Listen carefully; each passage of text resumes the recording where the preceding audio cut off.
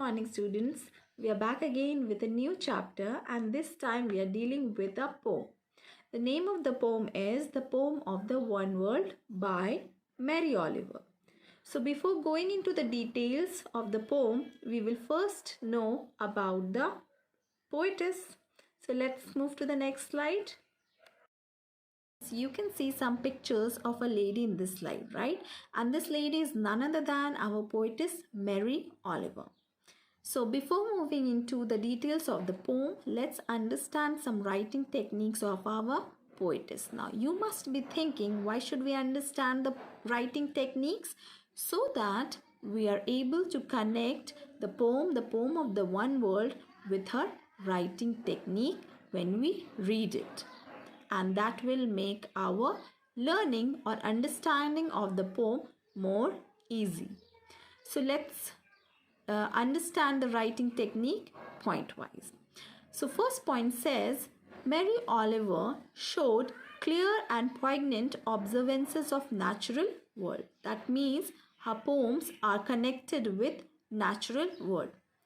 So remember this point when we will read the poem. Let us see whether it is really connected to the natural world or not. The next point says, she saw no boundary between nature and self. That means oneness. Her poem will convey the feeling of oneness. And I think this point is most appropriate point. Why? Because the title of the poem says so. The title of the poem is The Poem of the One World. So might be this can be the theme of the poem. Okay. So let's move to the next point. The next point says her poems are filled with imagery. Now what is imagery and how she uses imagery in the poem? Yes. So this point I will be explaining you in the next slide. Let's move to the next slide. Students, in this slide we will deal with our last point, that is imagery from the previous slide. Now, you should know that imagery is a poetic device. Now you must be thinking, what is a poetic device? So let us understand it with the help of a definition. Poetic device definition says that they are tools that a poet uses to create rhythm, enhance a poem's meaning, or intensify a mood or feeling. That means these tools help a poet to beautify their poems. Got it? But here our poetess Mary Oliver uses only one poetic device, that is imagery. So let us understand what is imagery. The definition of imagery says it is a description that appear to your senses. Now how will it appear to our senses? Let's have an example. I have given you a sentence over here. Okay. The sunlight filled the field with yellow rays. Is it appearing to your senses? Yes, you will be able to picturize it in your brain. The sunlight, the field which is filled with the sunlight. And I've given you a picture also. Yes. Are you able to view it in your brain? Yes, you are able to view it. That is what imagery is, when you are able to picture it in your brain. So now when you will read the poem of the One World by Mary Oliver, you will see how beautifully she has used the poetic device imagery, and you can picture those images in your brain while reading your poem. Got it? Let's move to the next slide. Students, in this slide we are going to deal with our rhyme scheme. So before moving into the rhyme scheme, I should tell you that our poem, The Poem of the One World, is written in a blank verse, that is no rhyme scheme is used. So how to differentiate between a poem with rhyme scheme and without a rhyme scheme? So I've given you an example of a poem with rhyme scheme, and then we will see our original poem, that is the poem of the One World, and we will be able to differentiate. So let me read the example poem. The title of the poem is Life Madness. Life gets faster every day. No time to think, no time to play. So day and play is rhyming. Hurry, chaos, lots of stress. Tension leads to sleeplessness. So stress and sleeplessness is rhyming. When will all this madness cease? Where is free time? Where is peace? So cease and peace is rhyming, right? I am running, doing till I drop. Give me buttons. Pause, mute, and stop. So drop and stop. These two words are rhyming. So yes, in this poem, the rhyme scheme is used. Let's move to our original poem and let's read that and see whether there is any rhyme scheme or not. So let's read it. Poem of the One World by Mary Oliver. This morning, the beautiful white heron was floating up along above the water and then into the sky of this, the one world we belong to, where everything sooner or later is part of everything else, which thought made me feel for a little while quite beautiful myself. Can you find any rhyming word or any rhyme scheme here? Nothing is rhyming, right? So this kind of poem is called a poem with a blank verse. Got it? Let's move to the next slide. We will deal with the first paragraph of our poem, the poem of the one world. Now what all you need to do in this slide? You need to connect this paragraph with the writing technique of the poetess. Remember, we have already dealt with that, right? Now, we will also try to paraphrase it and see the use of the poetic device imagery. So let's start reading the paragraph. This morning, the beautiful white heron was floating along above the water. Very simple. The poetess saw a beautiful white heron floating above the water.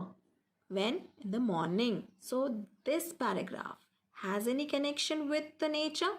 Yes, it is directly connected with the nature.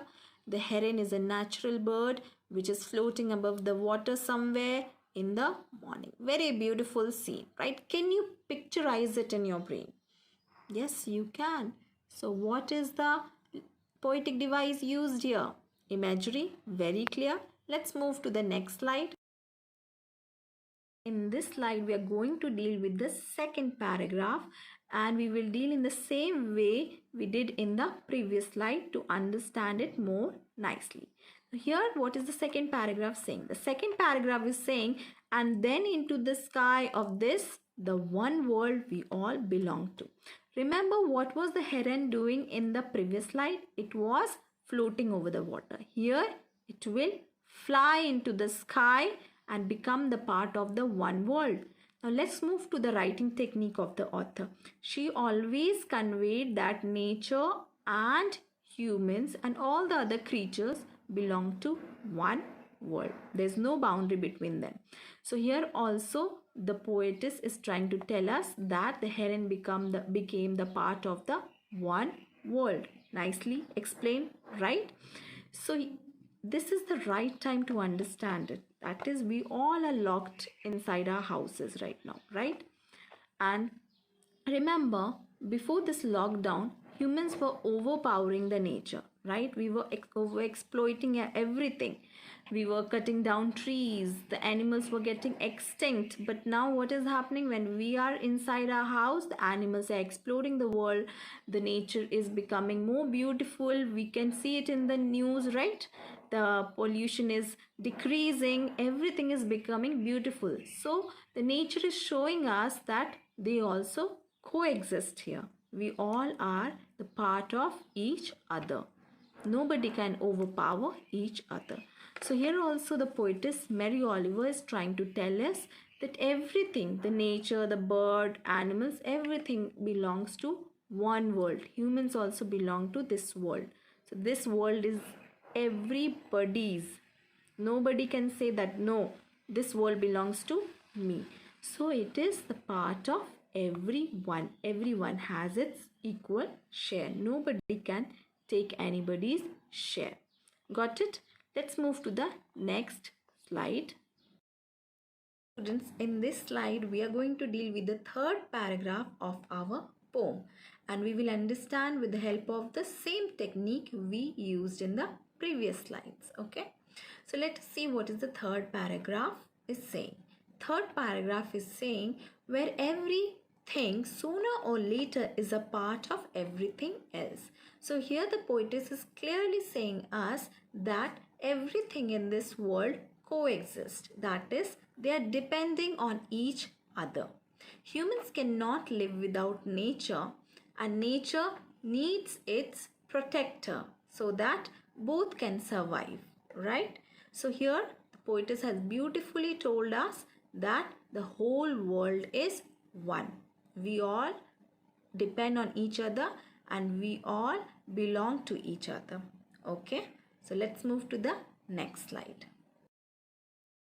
Students, in this slide we are going to deal with the last stanza or the fourth stanza of the poem. Let us read the last stanza.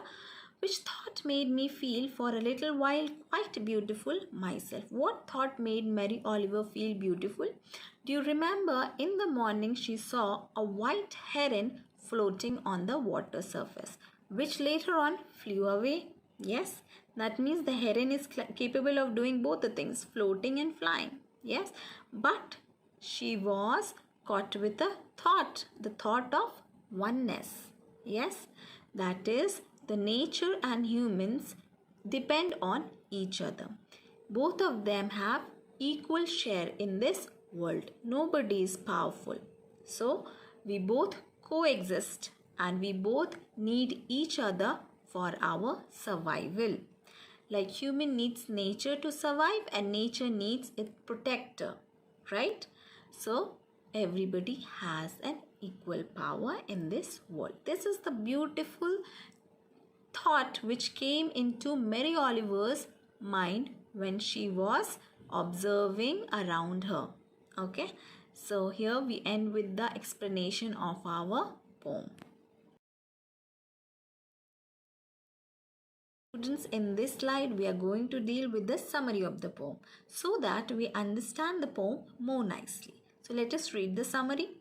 The poem of the One World by Mary Oliver is about the oneness and coexistence. Yes, it is quite apt. She has beautifully used the poetic device imagery, we have already understood about imagery, to mesmerize us with her writing skills. Yes, we got to know that she's a great poet. The poem starts on a beautiful morning where she sees a white heron floating calmly above the water, but suddenly it flies away. Yes, it happens in the second paragraph, into the sky and becomes the part of the world where everybody coexists and no boundaries stand between the nature and self. This feeling of oneness made the poetess happy and proud at the same time. She admires the uniqueness of the nature and appreciates it. So she loves the uniqueness of the nature. She feels proud about the oneness. And so here we end our poem and we will meet in our next lesson. So till then, take care.